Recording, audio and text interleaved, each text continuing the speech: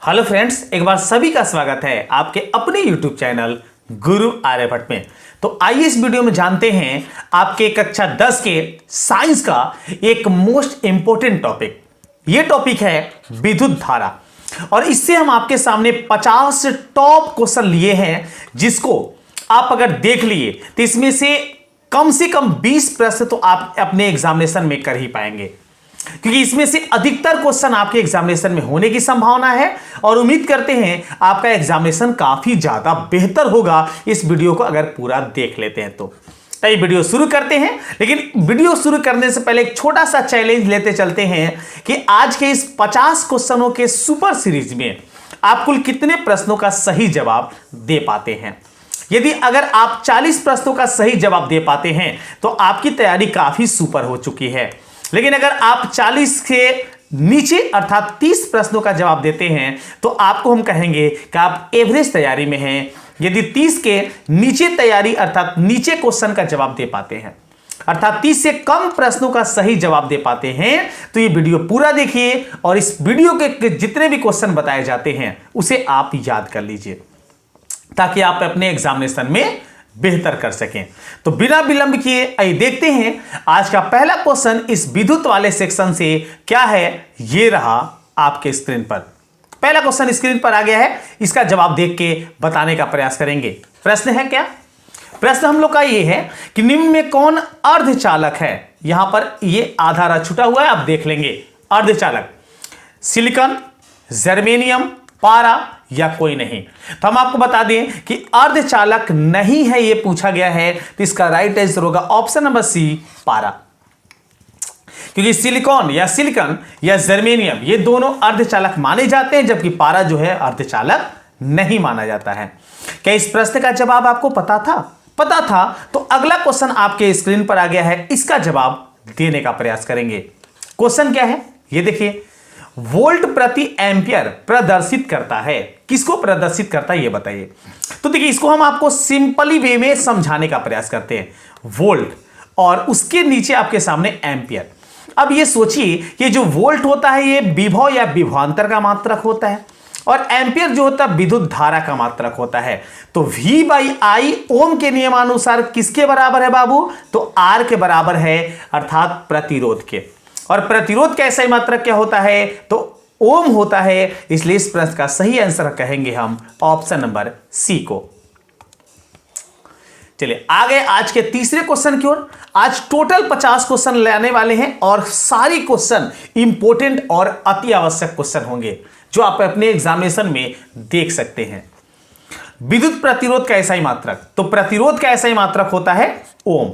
याद कर लीजिए। विभवांतर का ऐसा ही मात्रक होता है, यह भी अच्छे से आपको याद करना चाहिए। विभवांतर का ऐसा ही मात्रक होता है, वो होता है वोल्ट। यही मात्रक आपका विभव का भी होता है। साथ ही साथ प्रतिरोध का मात्रक यहां पता चल गया, ओम होता है। ओम का संकेत आपको ऐसे देखने को मिल जाता है। साथ ही साथ प्रतिरोध के अगर आपके आगे बढ़े तो विद्युत धारा का मात्रक होता है एम्पियर। और भी आगे मात्रक की बात हम करते जाएंगे, आगे बढ़ते जाएंगे। अगला क्वेश्चन चौथे नंबर में, विद्युत धारा का ऐसा ही मात्रक या मात्रक क्या होता है? तो विद्युत धारा का मात्रक एम्पियर होता है। अब देख लीजिए एम्पियर कौन से ऑप्शन में है? डी ऑप्शन में है। मतलब इस प्रश्न का मेरे बाबू आंसर हो जाएगा ऑप्शन नंबर डी। चलिए अगला क्वेश्चन हम आपको पहले बता दें कि प्रतिदिन शाम को 7 बजे इस चैनल से जुड़ के 7 बजे शाम को जुड़ के आप इसी प्रकार के ऑनलाइन टेस्ट या अपने एग्जामिनेशन की तैयारी कर सकते हैं। इस चैनल पर प्रत्येक दिन शाम को लाइव वीडियो दिखाई जाती है। अगला क्वेश्चन 5वां नंबर देखिए, आपको बताना क्या है इस क्वेश्चन में। 1, 2 और 3 ओम के 3 प्रतिरोधों को श्रेणी क्रम में जोड़ने पर समतुल्य प्रतिरोध क्या होगा? तो इसके लिए अगर आपको समतुल्य प्रतिरोध श्रेणी क्रम में निकालना है तो तीनों को आपको केवल जोड़ देना है, कुछ नहीं करना है। अर्थात आप जोड़ लीजिए तो आपके टोटल हो गए 6 ओम। और ये दिया गया किस ऑप्शन में? ऑप्शन नंबर बी में, सॉरी ऑप्शन नंबर देख सकते हैं, ये आपका दिया डी में। इस प्रश्न का सही आंसर हम कहेंगे ऑप्शन नंबर डी होगा। काफी मजा आने वाला है। अगर मेरे चैनल पर नए होंगे तो जरूर चैनल को सब्सक्राइब कर लीजिए, क्योंकि इसी प्रकार के प्रतिदिन वीडियो आपको यहां देखने को मिल जाता है। और इस वीडियो को आप सभी दोस्तों में जरूर शेयर कीजिए, एक बार शेयर कीजिए, ताकि सभी लोग ऐसे ऐसे लाइव सेशन का मजा उठा सकें। आपके एग्जामिनेशन तक एकदम हम आपके साथ रहेंगे, प्रतिदिन प्रति शाम को 7 बजे। विभवांतर का एसआई मात्रक अभी बात किए थे। विभवांतर का एसआई मात्रक होता है वोल्ट, साथ ही साथ विभव का भी एसआई मात्रक होता है वोल्ट, जो दिया गया ऑप्शन नंबर डी में। छठे का हमारा राइट आंसर होगा बाबू ऑप्शन नंबर डी। देखिए, उसी के बगल में हम आपके सामने ले लिए हैं। कोई क्वेश्चन हम नहीं छोड़ेंगे, पक्का उम्मीद है, पक्का ये पूरी गारंटी हम आपको देते हैं। एक भी क्वेश्चन जो आपके एग्जामिनेशन में मेरे पढ़ाया हुआ ना आए, ऐसा नहीं हो सकता है। विभव का मात्रक, तो विभव का मात्रक भी वोल्ट होगा, जो इस बार दिया है ऑप्शन नंबर बी में। अर्थात इस प्रश्न का मेरा राइट आंसर होगा ऑप्शन नंबर बी। चलिए आगे 8वें क्वेश्चन की ओर। 8वें का जवाब दीजिए, और अगर आप किसी प्रश्न से चूक जाते हैं तो बगल में उसका आंसर दिया हुआ है, आप सामने आंसर देख भी सकते हैं, मिलान भी कर सकते हैं। 100 वाट और 200 वोल्ट के विद्युत बल्ब के तंतु का प्रतिरोध क्या होगा? आपको यहां तंतु का प्रतिरोध बताना है। तो आप इसके लिए सूत्र याद रखे होंगे। आप याद रखे होंगे कि P बराबर होता है, और ये होता है V/R²। ऐसे आप सूत्र शायद ये चीज पढ़े होंगे। तो अगर आपको यहां पर सवाल के तहत ये सॉल्व करना है 100 वाट और 220 वोल्ट, तो आपके सामने, माफ कीजिएगा, ये थोड़ा सा V²/R होता है। तो आपके सामने ये R निकालेंगे तो ये हो जाएगा V²/P। अब ये देखिए, V² वोल्टता दिया गया है कितना सवाल में 220, तो 220 को आप क्या कर लीजिए, 2 बार ऐसे गुना में लिख लीजिए, और उसके नीचे आप लिख लीजिए P का वैल्यूएशन पावर दिया हुआ है 100 वाट, बटा में लगाएंगे बाबू 100। कटाइए, एक 0 से एक 0 कैंसिल हुआ, ये 0 से ये वाला 0 कैंसिल हुआ, और 22 को 22 से जब गुना करते हैं तो आ जाता है 484, क्योंकि 22 का स्क्वायर होता है 484। अब देख लीजिए किस ऑप्शन में, तो ये दिख रहा है ऑप्शन नंबर बी में, मतलब इस प्रश्न का मेरे प्यारो आंसर होगा ऑप्शन नंबर बी। चलिए अगला क्वेश्चन, धांसू क्वेश्चन और काफी ज्यादा इंपॉर्टेंट। ये क्वेश्चन आपके एग्जामिनेशन में संभावना है एकदम। पेपर जिस दिन आएगा देख लीजिएगा पवन सर क्या कह के आपसे गए थे। टंगस्टन निम्न में से किस ताप पर पिघलता है? तो टंगस्टन का गलनांक लगभग होता है 3500 डिग्री सेल्सियस, और यह दिया गया ऑप्शन नंबर सी में। अर्थात इस प्रश्न का सही आंसर होगा मेरे प्यारो option number C, 3500 degree Celsius. और टंगस्टन किसके लिए प्रयोग किया जाता है? तो टंगस्टन किसी भी विद्युत बल्ब के फिलामेंट को बनाने के लिए प्रयोग किया जाता है, जिसका संकेत, टंगस्टन धातु का संकेत W होता है। यह भी आप याद रखेंगे। 10वां देखिए, विद्युत शक्ति का मात्रक क्या है? तो विद्युत शक्ति का, या विद्युत शक्ति के बदले केवल शक्ति का भी अगर पूछा गया होता तो मात्रक सेम होता, और इसका मात्रक होता है वाट। अर्थात ऑप्शन डी जो होगा करेक्ट आंसर होगा। एक बार सभी मात्रक जरूर आप याद करते जाइएगा, ताकि आप कहीं भी किसी मात्रक में न फंसे। 11 को देखते हैं, प्रतिरोध का एसआई मात्रक क्या है? प्रतिरोध का एसआई मात्रक क्या होता है? तो प्रतिरोध का एसआई मात्रक ओम होता है, और यह दिया गया है ऑप्शन नंबर डी में। ऑप्शन डी जो होगा राइट आंसर होगा। ओम का सिंबल आपको ऐसे देखने को मिल जाता है। आगे अगले क्वेश्चन में, अगला क्वेश्चन आपके सामने 12वें नंबर में है। इसका जवाब समझ के देने का प्रयास करेंगे। जवाब होगा क्या? प्रश्न देखिए, 12 वोल्ट विभवांतर के दो बिंदुओं के बीच 2 कूलम्ब आवेश को ले जाने में कार्य कितना करना पड़ेगा? तो देखिए, किया गया कार्य आपको W निकालना है। तो W के लिए आपको क्या करना है? इस विभवांतर को और इस आवेश के मान को गुना कर देना है। अर्थात यहां पर V और आपको ये Q जो है गुना कर देना है। क्योंकि आप पढ़े होंगे सर कभी कि V बराबर होता है W/Q, और क्रॉस मल्टीप्लिकेशन अगर करेंगे तो मिलेगा क्या? W = VQ। V वोल्टता का वैल्यूएशन है 12 वोल्ट, और इसके साथ गुना कर लीजिए Q जो दिया गया 2 कूलम्ब, तो 12 दूनी हो जाता है 24। अब यहां पर कार्य निकाला गया है तो मात्रक हो जाएगा जूल, अर्थात 24 जूल जो दिया गया ऑप्शन नंबर बी में बाबू। ऑप्शन बी जो होगा मेरे प्यारे सही आंसर होगा। आगे अगले क्वेश्चन में, अगला क्वेश्चन जवाब देने का प्रयास करेंगे। इस प्रश्न का राइट आंसर होगा क्या? 13। सेल के विद्युत वाहक बल का मात्रक होता है। तो विद्युत वाहक बल और विभवांतर ये दोनों एक समान माने जा सकते हैं, इसलिए विद्युत वाहक बल का मात्रक, जिसको हम लोग शॉर्ट में EMF के रूप में भी जानते हैं, अर्थात इसका SI मात्रक वोल्ट होता है जो विभवांतर का होता है, इसलिए इसका राइट आंसर होगा ऑप्शन नंबर बी। चलिए, आज के 50 क्वेश्चन की सीरीज में काफी मजा आने वाला है। वीडियो को अंत तक देखें, स्किप ना करें, और प्रत्येक क्वेश्चन हम आपके लिए अति महत्वपूर्ण है, यह पक्की मेरी गारंटी है। ध्यान दीजिए इस बात पर। अगला क्वेश्चन देखिए, एक एम्पियर के स्केल पर 0 तथा 2A के बीच 20 विभाग है, तो इसका अल्पमांक कितना होगा। आपको करना यह है कि ये जो आपके सामने संख्या दी गई, इसका अंतर ज्ञात करना है। तो 2 में से 0 घटाइए और जितने भाग में बांटना है उतने से आप इसमें भाग लगा दीजिए। लगा के देखिए, तो ऊपर हो गया मेरे पास 2, और 2 को 20 से जब भाग लगाते हैं तो ये कटता है 1/10, और 1/10 जो हो जाएगा 0.1, अर्थात 0.1 कौन से ऑप्शन में देखिए, तो ये दिया गया ऑप्शन नंबर ए में मेरे प्यारो। इसका राइट आंसर होगा ऑप्शन नंबर ए। आइए आगे हैं अगले क्वेश्चन में। अगला प्रश्न स्क्रीन पर आ गया है, 15 नंबर। जवाब क्या होगा देखते हैं। आवेश का SI मात्रक, देखिए कई सारे SI मात्रक के रूप में आपसे प्रश्न पूछे गए हैं। तो आवेश का SI मात्रक कूलम्ब होता है, जो दिया गया ऑप्शन नंबर डी में। कूलम्ब के लिए हम लोग C दर्शाते हैं, अर्थात इसका राइट आंसर होगा ऑप्शन नंबर डी, कूलम्ब। अगला क्वेश्चन 16 नंबर प्यारो। 16 का जवाब देंगे, क्या होगा देख के। जब किसी चालक तार से विद्युत धारा प्रवाहित होती है तो गतिशील कण होते हैं। मतलब जब कोई पदार्थ, ये अगर कोई चालक पदार्थ है, इसमें से अगर धारा प्रवाहित हो रही है तो गतिशील पदार्थ कौन होते हैं। तो गतिशील पदार्थ या धारा प्रवाह करने वाले जो पदार्थ होते हैं वो इलेक्ट्रॉन होते हैं, अर्थात जिसे मुक्त इलेक्ट्रॉन के नाम से भी जानते हैं, और इसलिए इस प्रश्न का राइट आंसर होगा मेरा ऑप्शन नंबर डी। चलिए आगे 17 के पास जवाब क्या होगा बताते हैं, समझते हैं, देखते भी हैं।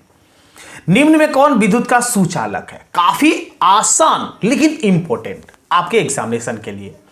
तो सुचालक जो ग्रेफाइट है, जो सुचालक होता है, जो पेंसिल की नोक आप देखते हैं, उस पेंसिल में जो नोक काले रंग का होता है वही होता है ग्रेफाइट, जो कि विद्युत का सुचालक होता है।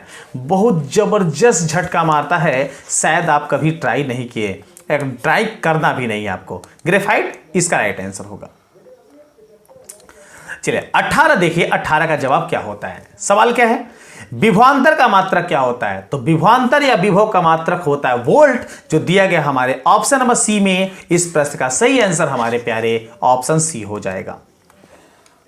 देखिए काफी आसान क्वेश्चन है, लेकिन आपके एग्जामिनेशन के लिए अति महत्वपूर्ण होंगे, और काउंट तो जरूर करते जाएंगे।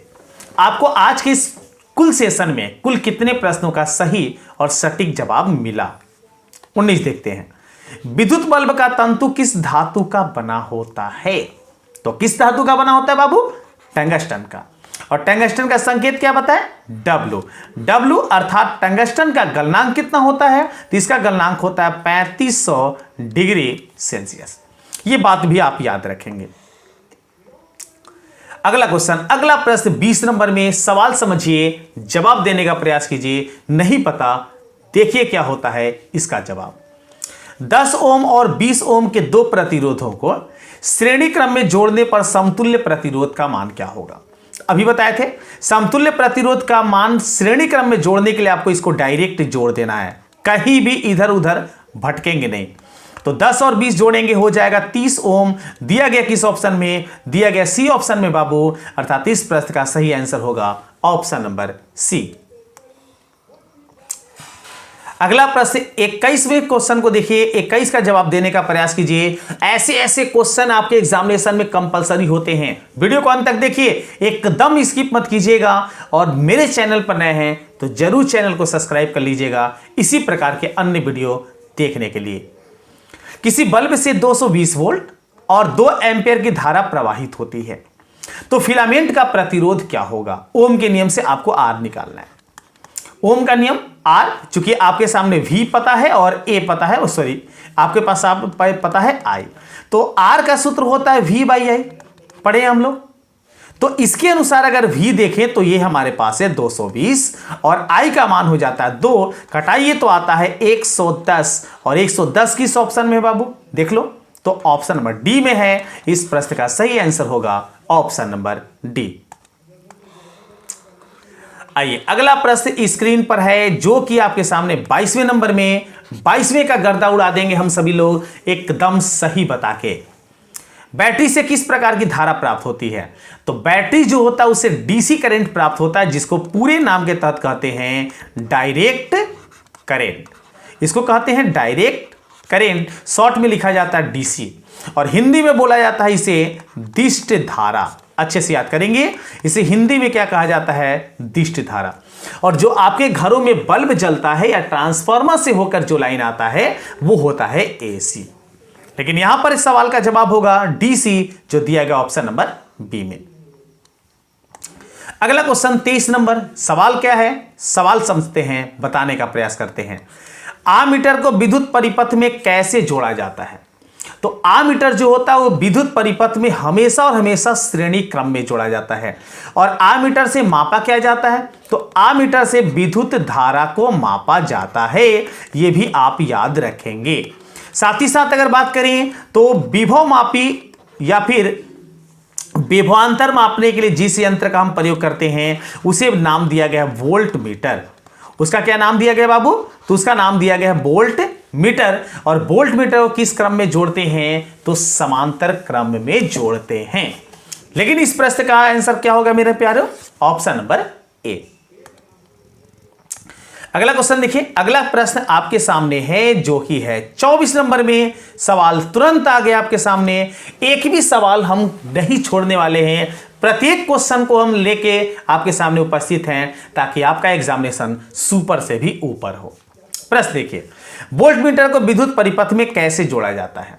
आ गया बात ना, पहले तो आपको समझ लेना चाहिए कि वोल्ट मीटर से मापा क्या जाता है, तो वोल्ट मीटर से मापा जाता है विभवांतर। अच्छे से याद करेंगे, वोल्टमीटर से क्या मापा जाता है, विभवांतर, और ये किस क्रम में जोड़ा जाएगा, समांतर क्रम में। ऑप्शन बी जो होगा इसका सही आंसर होगा। चलिए आधे क्वेश्चन के पास हम आ गए हैं, 25वां क्वेश्चन, इसके बाद 25 और क्वेश्चन बचे हुए हैं। अच्छे से देखिए, प्रत्येक क्वेश्चन इंपॉर्टेंट है, एकदम अच्छे से समझिएगा। विभवांतर मापने वाले यंत्र को क्या कहते हैं, आ गया बात, विभवांतर मापने वाले यंत्र को वोल्टमीटर कहते हैं। Option B is correct answer. चलिए 26 को देखिए, 26 का जवाब समझिए और बताने का प्रयास कीजिए। एक वोल्ट कहलाता है, एक वोल्ट क्या कहलाता है, अच्छा पहले इसको समझिए। एक वोल्ट कहलाता है तो वोल्ट किसका मात्रक होता है, तो आप याद रखिए एक वोल्ट V का मात्रक होता है, और V बराबर सूत्र शायद पढ़े होंगे W/Q, अर्थात विभव कार्य बटा आवेश के मात्रक के रूप में जाना जाता है। तो कार्य का ऐसा ही मात्रक होता है जूल, और आपके सामने ये आवेश है तो आवेश का मात्रक होगा कूलाम। तो जूल प्रति कूलाम देख लीजिए किस ऑप्शन में है, तो जूल प्रति कूलाम आपको दिख जाता है ऑप्शन नंबर बी में, अर्थात इस प्रश्न का मेरे प्यारे आंसर होगा ऑप्शन नंबर बी। चलिए 27 पर विचार करते हैं, 27 को समझते हैं और देखते हैं। किलोवाट घंटा मात्रक है, अच्छे सा क्वेश्चन है, बहुत अच्छा क्वेश्चन है। तो किलोवाट घंटा कुछ लोग समझते हैं शक्ति का मात्रक है, लेकिन एकदम नहीं। किलोवाट घंटा जो है ये विद्युत ऊर्जा का मात्रक है, जिसे व्यवहारिक मात्रक के रूप में जाना जाता है। इस प्रश्न का राइट आंसर होगा सी। एक बात और समझते जाइए, 1 किलोवाट घंटा को यूनिट के नाम से भी जानते हैं, अच्छे से याद करेंगे। और 1 यूनिट का वैल्यूएशन जूल में जो है वो होता है 3.6 प्लस 3.6 गुना 10 के पावर 6 जूल। ये भी काफी अच्छा क्वेश्चन है जो आपके एग्जामिनेशन में पूछा ही जाता है। अगला 28 नंबर, बताना क्या है, तो विद्युत हीटर की कुंडली में किसका प्रयोग किया जाता है, यह बताना है हमारे प्यारों। एकदम इसका जवाब सबको पता है, हमें अच्छे से जानकारी है। तो विद्युत हीटर में कुंडली जो होती है वो होता है बाबू नाइक्रोम का, और नाइक्रोम एक प्रकार का धातु नहीं बल्कि मिश्र धातु है। A option is right answer. अगला प्रश्न है 29 नंबर में। सवाल का जवाब देने का प्रयास करेंगे। विद्युत चुंबक बनाए जाते हैं, विद्युत चुंबक किसके बनाए जाते हैं? तो विद्युत चुंबक जो बनाए जाते हैं वो नर्म लोहा के बनाए जाते हैं। मतलब उसके जो क्रोड होते हैं बाबू, वो किसके बनाए जाते हैं? नर्म लोहा के। जबकि अगर यहां पूछा गया होता कि अस्थायी चुंबक, अस्थायी चुंबक जो होता है, अस्थायी चुंबक जो होता है वो किसके बनाए जाते हैं? तो ये बनाए जाते हैं बाबू, अस्थायी चुंबक ये बनाए जाते हैं इस्पात के। ये आपका सही होता ऑप्शन नंबर ए। लेकिन यहां पर पूछ क्या दिया गया था? नर्म लोहा, अर्थात विद्युत चुंबक किसके बनाए जाते हैं? तो नर्म लोहा के। चलिए 30वां प्रश्न आ गया है। बहुत जल्दी आज का सेशन समाप्त होगा। इस वीडियो को जरूर अपने सभी दोस्तों में शेयर करने का प्रयास कीजिए। विद्युत धारा उत्पन्न करने की युक्ति है।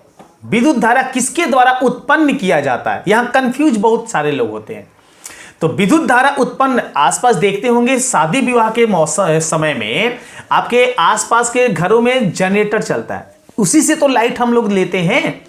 तो विद्युत उत्पन्न करने की युक्ति कौन सी होती है? जनरेटर होता है। जबकि विद्युत धारा मापने वाला जो यंत्र है वो एमीटर या आमीटर होता है। ये काफी कंफ्यूजन भरा क्वेश्चन है जो काफी लोग गलती कर लेते हैं, लेकिन आज के बाद गलती नहीं करेंगे। उत्पन्न करने वाली युक्ति पूछा तो जनित्र, मापने वाला यंत्र पूछा तब एमीटर। चलिए अगला प्रश्न आपके स्क्रीन पर है जो कि है 31 नंबर में। 1 HP जिसे हम पूर्ण रूप से कहते हैं हॉर्स पावर या फिर हिंदी में बोलेंगे अश्व शक्ति, बराबर होता है। तो ये सबको मालूम होना चाहिए। 1 HP 746 वाट के बराबर होता है ऑप्शन ए के साथ। चलिए बढ़ते हैं जल्दी से आगे। आप काउंटिंग भी करते रहेंगे आपके कितने प्रश्न आज के इस पूरी सेशन में सही हो रहे हैं। निम्न में कौन संबंध सत्य है? तो देखिए ये ओम के नियम से संबंध दिया गया है, आपको पता होना चाहिए। V का सूत्र ओम के नियम से होता है IR, विभवांतर विद्युत धारा और प्रतिरोध के गुणनफल के बराबर होता है। तो V बराबर IR देख सकते हैं कौन सा ऑप्शन में? ये देखिए सी ऑप्शन में, अर्थात इस प्रश्न का सही आंसर होगा ऑप्शन नंबर सी। चलिए 33 को देखते हैं। 33वां प्रश्न स्क्रीन पर है, सवाल का जवाब दीजिए। निम्न में से कौन सा पद विद्युत परिपथ में विद्युत शक्ति को निरूपित करता है? देखिए शक्ति का हम कई सारे सूत्र आपको बताते हैं। देखिए शक्ति P बराबर, एक पहला सूत्र याद रखेंगे ये होता है W/T। एक सूत्र आप याद रखेंगे जो होता है आपके सामने IV। एक सूत्र और याद रखेंगे जो होता है आपके सामने I² और एक सूत्र और याद रखेंगे मेरे प्यारों V²/R। ये चारों सूत्र को आप गांठ बांध लीजिए, आपको याद कर लेना है। एक क्वेश्चन इससे बनते हैं आपके एग्जामिनेशन में। अब देखिए इसमें से मिलान कीजिए कौन सा सही है। देखिए ये जो 2 नीचे लिखा हुआ है ये A² होगा, ये आप समझ जाइएगा बात को, ये A² है सब जगह इस प्रकार। तो इसमें देखिए A और B वाला ऑप्शन देखिए, तो B वाला जो ऑप्शन है ये हमारा इस वाले ऑप्शन से मैच करता है, अर्थात इसका राइट आंसर होगा मेरे प्यारों ऑप्शन नंबर B। माफ कीजिएगा ऑप्शन नंबर B नहीं, ऑप्शन नंबर A इसका सही होगा I²R। ये थोड़ा सा मिस्टेक हुआ, ये I²R के बराबर होता है, मतलब ये सही हो जाएगा I²R। ये गलती वाला ऑप्शन हमेशा देते रहता है, ध्यान दीजिएगा। इससे 33 का राइट आंसर होगा आपका ऑप्शन नंबर A। अच्छे से याद रखेंगे, ऑप्शन A जो होगा राइट आंसर होगा, अर्थात I²R का मान। 34 देखते हैं। 34 क्या है इसका जवाब समझते हैं। स्थिर विद्युत में आवेश क्या होता है? स्थिर विद्युत में आवेश क्या होता है?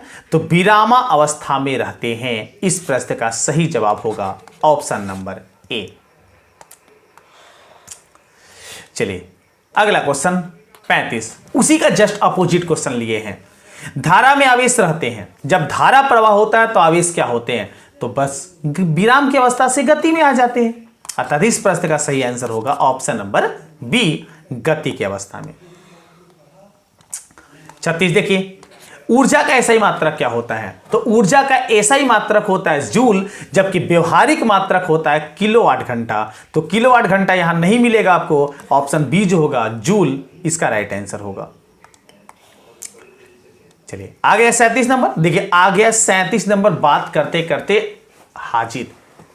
1 किलोवाट घंटा का व्यवहारिक मात्रक क्या है, मतलब किसका व्यवहारिक मात्रक है, तो 1 किलोवाट घंटा जो है ऊर्जा का मात्रक है, और ऊर्जा का ये जो मात्रक है ये यूनिट के रूप में भी जाना जाता है, जो अभी थोड़ा देर पहले बात किए थे, और एक यूनिट का मान होता है 3.6 गुना 10 का पावर 6 जूल के बराबर। तो इसका राइट आंसर होगा ऑप्शन नंबर ए, यूनिट। अगला प्रश्न 38 नंबर में 38 का जवाब देके आगे बढ़ने का प्रयास करेंगे हम सभी। 1 जूल का मान होता है, 1 जूल का मान कितने कैलोरी के बराबर होता है, क्योंकि कैलोरी जो है ये सीजीएस पद्धति का मात्रक है, ये जो मात्रक है ये सीजीएस पद्धति का मात्रक है। तो एसआई मात्रक का अगर कैलोरी में बदले तो कितना मान होता है, तो ये मान लगभग होता है, और ये होता है 0.42 कैलोरी, जो कि दिख रहा है ऑप्शन नंबर सी में। इस प्रश्न में बढ़ेंगे ऑप्शन नंबर सी के साथ। 39 देखते हैं। 39 क्या है, शुष्क सेल में ऋण इलेक्ट्रोड किस धातु का होता है। जो शुष्क सेल बना होता है उसमें ऋण इलेक्ट्रॉन मतलब माइनस, तो माइनस जो होता है वो जस्ता का बनाया जाता है, और जो प्लस होता है वो मुख्य रूप से कार्बन का या तांबा का बना होता है। लेकिन इस प्रश्न का मेरा राइट आंसर होगा बाबू ऑप्शन नंबर बी। चलिए 40वें क्वेश्चन पास आ गए हैं, 40 का जवाब देके आगे बढ़ेंगे फटाफट। शुष्क सेल में धन इलेक्ट्रोड किस धातु का बना होता है, बात आ गया वही चीज। अभी देखिए यहां से हमारे पास सही जवाब होगा जब कॉपर और कार्बन दोनों रह जाए, तो ऑप्शन सी कार्बन के। कार्बन जो होता है वो धन इलेक्ट्रोड के रूप में, और जस्ता जो होता है मुख्य रूप से ऋण इलेक्ट्रोड के रूप में प्रयोग किया जाता है। 41 को देखते हैं। 41 का जवाब देके आगे बढ़ने का प्रयास करेंगे। किसी कुंडली का प्रतिरोध ज्ञात करने का सूत्र, तो स्पष्ट रूप से याद रखिए V बराबर IR, सूत्र यही होता है। अब इसी का ऑप्शन देखिए कौन से मैच करता है। यहां से देखिए R का वैल्यूएबल निकाला गया है, सभी में R निकाले गए देख सकते हैं, तो R का मान निकालते हैं तो R बराबर यहां से मिल जाता है V/I, और V/I कौन से ऑप्शन में दिख रहा है आपको, बी में, अर्थात 41 का मेरा सही आंसर होगा प्यारे ऑप्शन नंबर बी। चलिए 42 को देखते हैं। 42 का जवाब देके आगे बढ़ने का प्रयास करेंगे। बिजली के फ्यूज का तार बना होता है, तो बिजली का जो फ्यूज का तार होता है जो अधिक प्रतिरोध या अधिक धारा आने पर गल के विद्युत परिपथ को बचा लेता है, वो मिश्र धातु का बना होता है। और किसका बना होता है बाबू, तो तांबा और टीन से। ठीक है, तांबा और टीन को मिला के बनाया जाता है विद्युत फ्यूज का तार। Option C is right answer. 43 देखिए।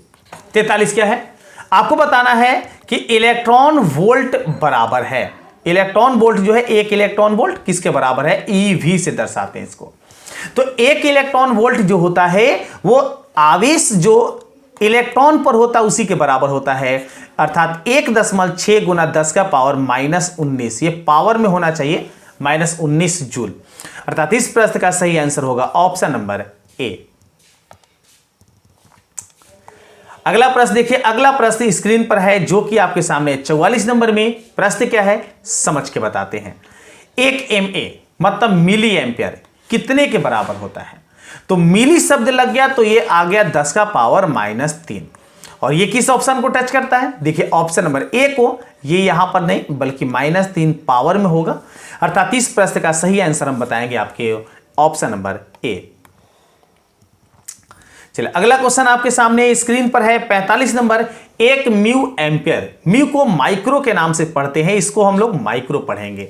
एक माइक्रो, तो माइक्रो की बात अगर आ जाए तो 10 का पावर -6 का ऑप्शन आता है। 10 का पावर -6 ऑप्शन देखता है डी में, ये भी आपको -6 समझना है। Option D is right answer. चलिए आगे हैं आज के अगले क्वेश्चन की ओर। अगला क्वेश्चन आपके स्क्रीन पर है जो कि है 46 नंबर। बता के आगे बढ़ने का प्रयास करेंगे। चालक में इलेक्ट्रॉन तभी गमन कर सकता है जब चालक के अनुदिश क्या होता है, विद्युत दाब में कोई अंतर नहीं होता, ये गलत है। विद्युत दाब में अंतर होता है, देखिए अगर इसको गलत कहे तो एकदम सही होगा, ये आगे जाने की भी आवश्यकता आपको नहीं है। इस प्रश्न का सही आंसर होगा 46 का ऑप्शन नंबर बी। 47 को देखते हैं। 47 क्या है समझते हैं। अगर Q आवेश विभवांतर V से प्रवाहित होता हो तो किया गया कार्य क्या है। अभी बताया था कि V बराबर होता है W बटा में Q, कैपिटल Q है, तो यहां से आप कार्य निकाल लीजिए ना क्रॉस मल्टीप्लिकेशन से। तो क्रॉस मल्टीप्लिकेशन करते हैं तो W बराबर VQ होता है। किस ऑप्शन को मैच करता है? C को। VQ देख लीजिए, अर्थात इस प्रश्न का सही आंसर होगा हमारे प्यारे ऑप्शन नंबर C।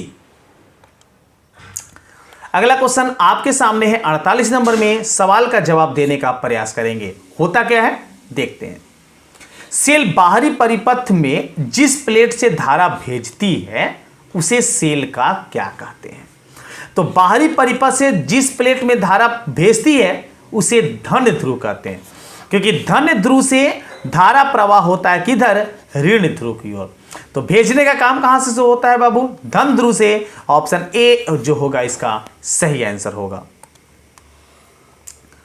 चलिए आगे अगले क्वेश्चन में। अगला प्रश्न स्क्रीन पर है 49 नंबर में। इसके बाद मात्र एक क्वेश्चन आप दूर हैं आज इस वीडियो के अंत से। तो उम्मीद करते हैं वीडियो आपको अच्छा लगता होगा। लग रहा है तो जरूर लाइक करें। आप अपने जिले का नाम जरूर कमेंट करें ताकि हम ये जान सके आप किस जिले से इस वीडियो को देख पा रहे हैं। देखते हैं 49 नंबर। किसी चालक का प्रतिरोध निर्भर करता है। तो किसी चालक का प्रतिरोध जो होता है वो नलफट पर निर्भर करता है। नलफट इसका एक छोटा सा ट्रिक है, अर्थात उसके नेचर पर, उसके लेंथ पर, उसके फैट पर, उसके एरिया पर। अब एल 2 बार आया है तो ये उसका लेंथ ही हो जाएगा। तो चालक की लंबाई पर, लेंथ पर करता है। चालक का अनुप्रस्थ काट के क्षेत्रफल पर, एरिया पर करता है, ये बताया है। चालक की प्रकृति पर मतलब नेचर पर निर्भर करता है। मतलब तीनों सही है। ऑप्शन डी जो होगा इसका करेक्ट आंसर होगा, अर्थात उपयुक्त सभी पर। चलिए आगे हैं आज के अंतिम क्वेश्चन की ओर। अंतिम क्वेश्चन आपके स्क्रीन पर है जो कि 50वें नंबर में। और जैसा आप जानते हैं मेरा अंतिम क्वेश्चन आपके होमवर्क में होता है। इसका आंसर कमेंट में जरूर बताइए क्या आंसर होगा। उम्मीद करते हैं वीडियो काफी ज्यादा आपको पसंद आया होगा। अगर मेरे चैनल पर नए हैं तो जरूर इस चैनल को सब्सक्राइब कर लें। नेक्स्ट वीडियो में कुछ और नए टॉपिक के साथ पुनः हम आपके सामने उपस्थित होते हैं। तब तक सभी को वंदे मातरम।